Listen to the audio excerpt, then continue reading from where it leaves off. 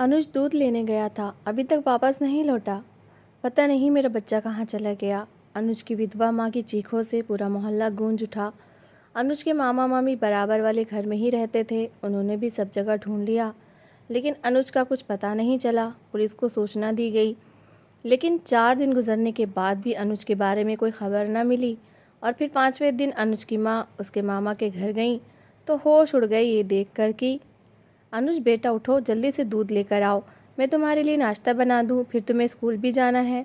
सुनीता ने प्यार से अनुज के बालों में हाथ फेरते हुए उसे जगाया तो वो आंखों को मलता हुआ उठ बैठा। ठीक है मम्मी, अभी जाता हूँ। आज मेरे लिए आलू के पराठे बना देना। छोटे छोटे पैरों में जूते पहने अनुज वॉशरूम की ओर भागा। फ्रेश होने के बाद दूध वाला बर्तन उठा और दरवाजे से बाहर की ओर भागा। उसके पैरों में बहुत तेज़ी थी। किचन में आटा गूंथते हुए सुनीता ने उसकी ओर देखा। ये लगभग रोज़ का नियम था। वो सुबह उसे दूध लाने के लिए जगाती थी। जब तक दूध का बर्तन लेकर नज़र से ओझल ना हो जाता, वो इसी तरह से उसे देखती रहती थी। आंखों में अजीब सी ममता की तड़प थी। सुनीता को अनुज से बहुत ज़्यादा प्यार था, और होता भी क्यों ना, वो उसका इकलौता सहारा और जीने की वजह था। 5 साल पहले जब पति की एक दुर्घटना में अचानक मौत हो गई थी, तब सुनीता को लगा था जैसे उसकी दुनिया में अंधेरा हो गया हो। शेखर के साथ उसकी पसंद की शादी थी। शेखर उससे प्यार भी बहुत करता था, कभी किसी चीज़ की कमी नहीं रहने दी थी। और अब जब वो बिछड़ गया था तो सुनीता के लिए इस दुनिया में जैसे कुछ नहीं बचा था। तभी अनुज ने अपनी किलकारियों से उसकी ज़िंदगी को संवार दिया था। अनुज उस समय 1.5 साल का था। सुनीता को अनुज से भी बहुत ज़्यादा प्यार था, मगर शेखर की मौत के बाद तो जैसे वो अनुज को भूल बैठी थी। तब एक दिन सुनीता का भाई मनीष उसके पास आया। हाथों में उसने अनुज को उठा रखा था और सुनीता की गोद में डाल दिया। कहने लगा, सुनीता, शेखर तो चला गया है, लेकिन इस मासूम को किस बात की सज़ा दे रही हो? इसे जीने की वजह क्यों छीन रही हो? देखो, ये तुमसे कितना प्यार करता है, मगर तुम्हें इस बात का ज़रा भी एहसास नहीं है। तुम्हारे बिना कितना कमज़ोर हो गया है। छोटा सा है, लेकिन तुम्हें और तुम्हारी ममता को इतना पहचानता है कि किसी के पास भी चुप होने का नाम नहीं लेता। शिखा गोद में उठाती है तो थोड़ी देर चुप हो जाता है, लेकिन जैसे ही तुम्हारा ख्याल आता है एक बार फिर से रोना शुरू कर देता है। बहन अपनी संतान से कौन सी माँ मुंह मोड़ती है? तब सुनीता ने तड़पकर अनुज को अपने सीने से लगा लिया और एक बार फिर से फूट फूट कर रोना शुरू कर दिया। भाग ने उसे अगर कोई दुख दिया था तो उससे निपटने के लिए सहारा भी दिया था।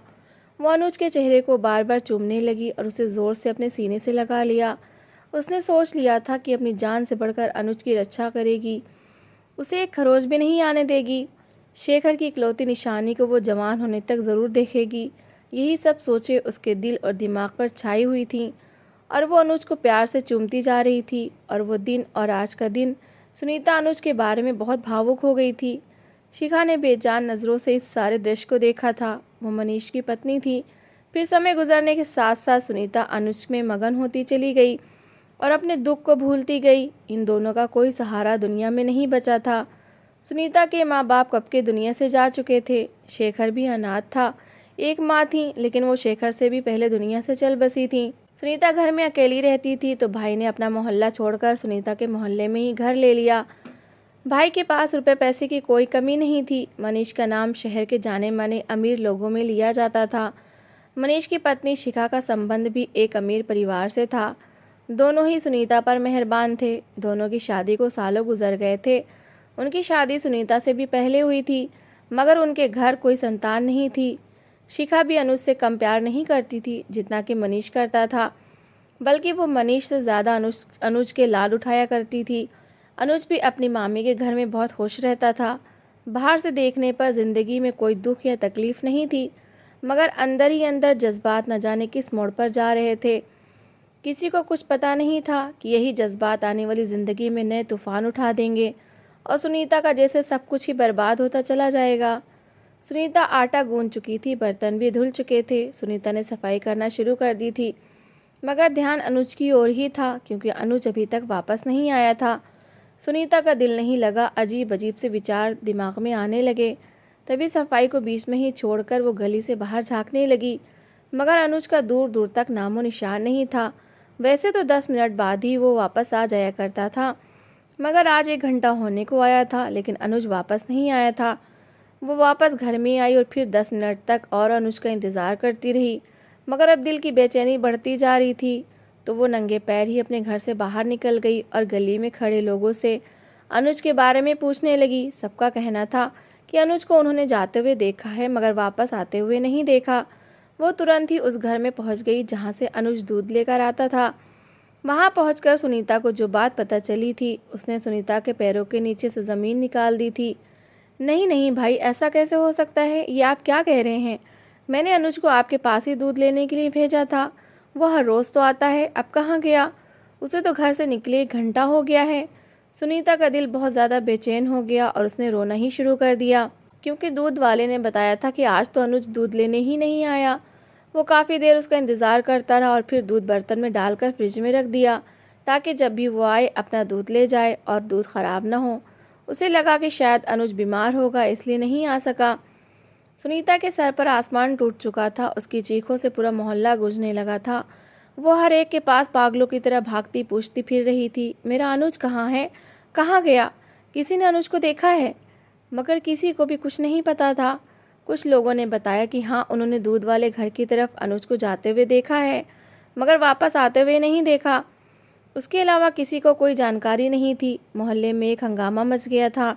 अनुज पूरे मोहल्ले का ही लाडला था, सबकी आंखों का तारा था, क्योंकि वो बहुत ही अच्छा बच्चा था। वो जब भी घर से बाहर निकलता था तो रास्ते में जो कोई भी मिलता तो वो उसे नमस्ते किया करता था। धीमे और प्यार भरी आवाज़ में बात किया करता था। कभी कोई शरारत नहीं करता था, न दूसरे बच्चों की तरह कभी किसी के साथ बदतमीज़ी की थी। अनाथ होने के कारण सभी लोग उसे बहुत चाहते थे। कुछ उसकी सूरत ही इतनी प्यारी थी कि देखने वाले को प्यार आ ही जाता था। मगर अब वही चेहरा कहीं छुप गया था और ढूंढने से भी नहीं मिल रहा था।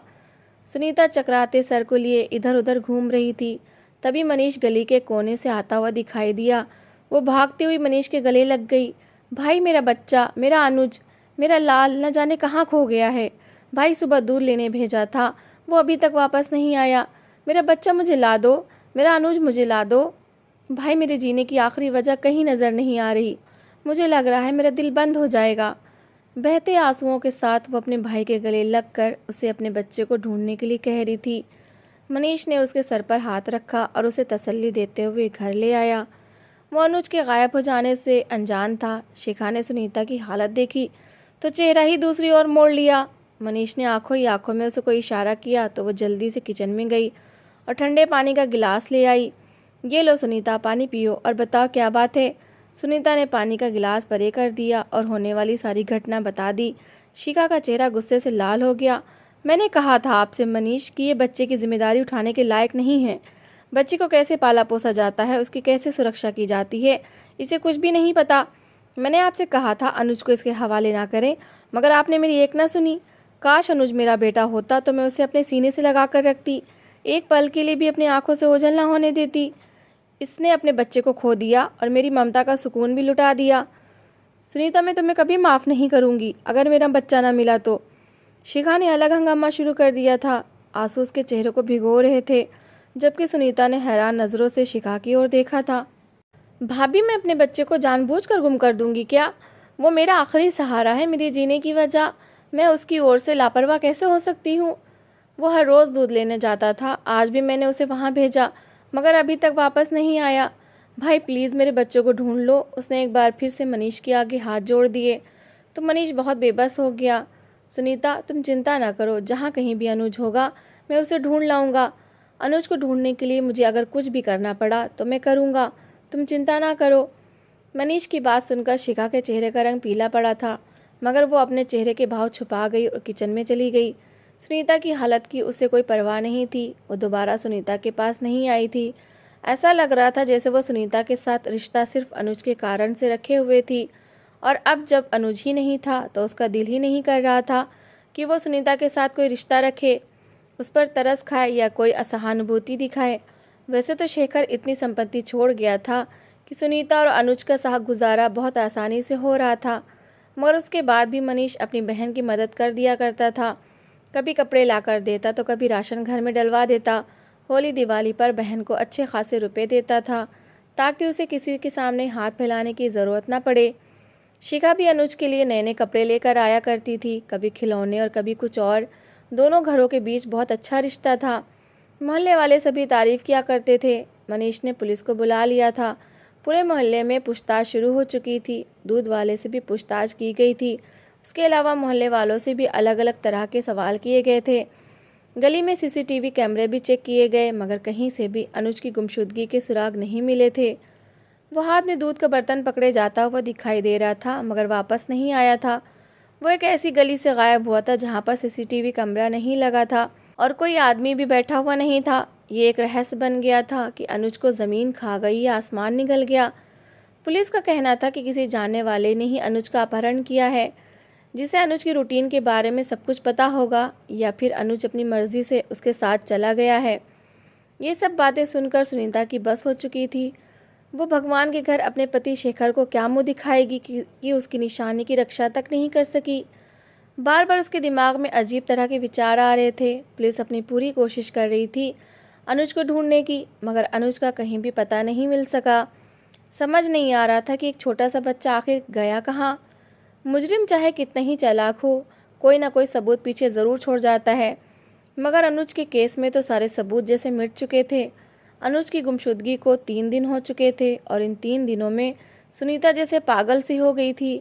घर में इधर से उधर घूमती फिरती और अनुज को आवाज़ें देती, जैसे अभी किसी कोने से अनुज निकल कर आएगा और उसके गले लग जाएगा।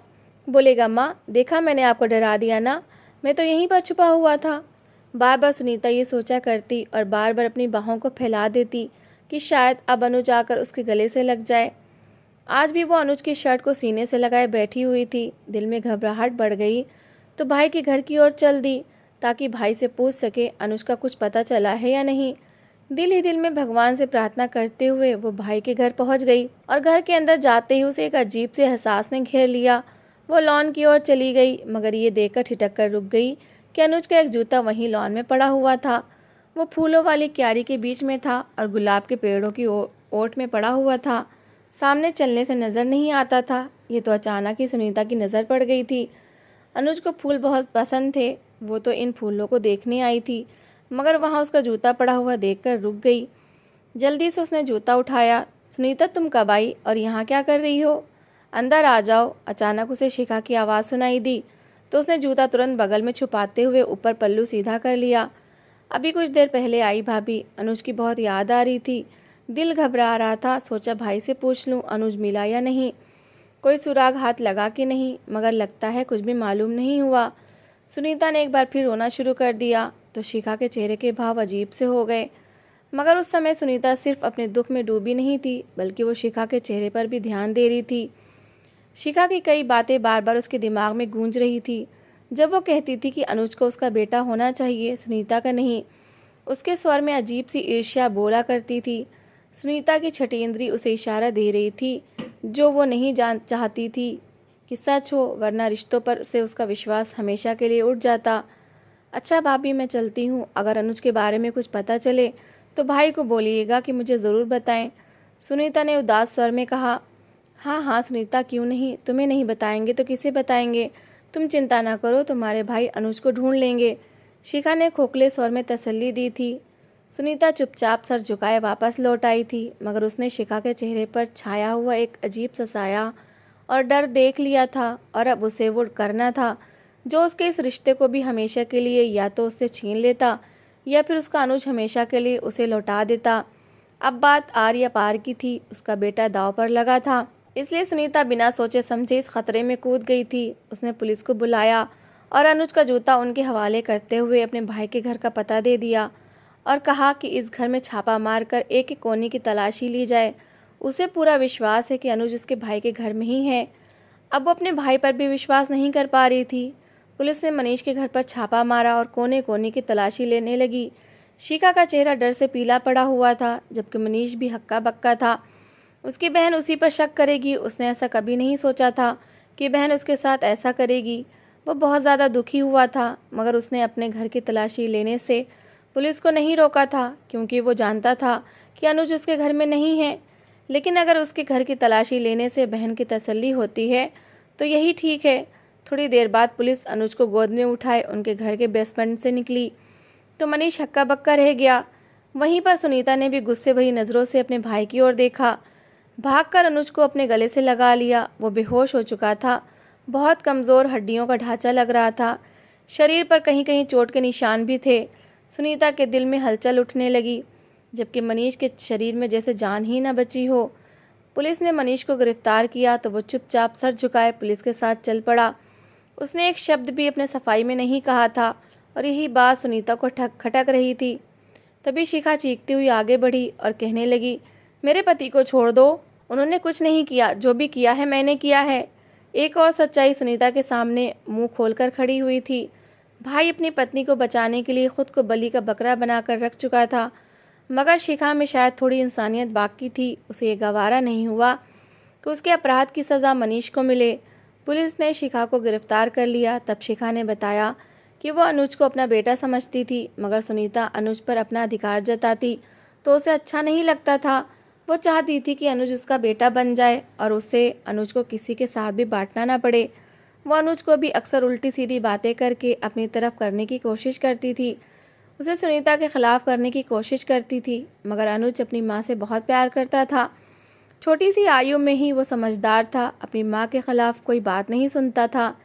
शिखा को अनुज पर गुस्सा आया तो उसका अपहरण करके अपने पास रख लिया, ताकि ज़ोर ज़बरदस्ती से उसे अपना बेटा बना ले, डरा धमकाकर उसे हमेशा के लिए अपने पास रहने पर मजबूर कर दे। मगर 6 दिन गुजरने के बाद भी वो शिखा की बात मानने को तैयार नहीं हुआ था और उसने एक ही रट लगा रखी थी कि उसे अपनी माँ के पास जाना है। शिखा ने गुस्से में आकर उस पर कई बार हाथ भी उठाया था, मगर अनुज फिर भी नहीं माना था। शिखा ने बताया उसने कुछ लोगों को पैसे देकर अनुज को अगवा करवाया था, वो भी ऐसे समय पर जब मनीष घर पर नहीं था। शिखा सर झुकाए रोते हुए अपने हर जुर्म को स्वीकार कर रही थी और बार बार अनुज और सुनीता से माफ़ी भी मांग रही थी, मगर सुनीता ने अपना मुंह मोड़ लिया था। मनीष शिखा की मानसिक स्थिति को अच्छी तरह से जानता था, मगर वो ये नहीं जानता था कि शिखा ऐसा कोई कदम भी उठा लेगी। जब शिखा का मेडिकल करवाया गया तो वो मानसिक रोगी निकली।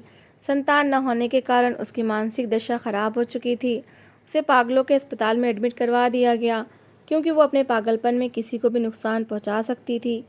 मनीष ने सुनीता से माफ़ी मांगी तो सुनीता अपने भाई के गले लग गई और उसे माफ़ कर दिया। कुछ समय बाद शिखा का इलाज हो गया और वो भी ठीक होकर वापस आ गई। शिखा बार बार सुनीता से माफ़ी मांगती रही। सुनीता ने शिखा को माफ़ तो कर दिया था, मगर उस पर विश्वास नहीं कर पा रही थी। अब शायद उसे शिखा पर भरोसा करने में कुछ साल लग जाएं, क्योंकि दूध का जला छाछ को भी फूंक फूंक कर पीता है। तो दोस्तों, इस कहानी को लेकर आपकी क्या राय है, कमेंट बॉक्स में ज़रूर बताएं। और अगर आपको हमारी आज की कहानी अच्छी लगी हो तो प्लीज़ इसे लाइक ज़रूर करें। अगर आपने अभी तक हमारे चैनल को सब्सक्राइब नहीं किया तो ज़रूर कर लीजिए। तो मिलते हैं ऐसी एक और मोटिवेशनल कहानी के साथ। Thanks for watching.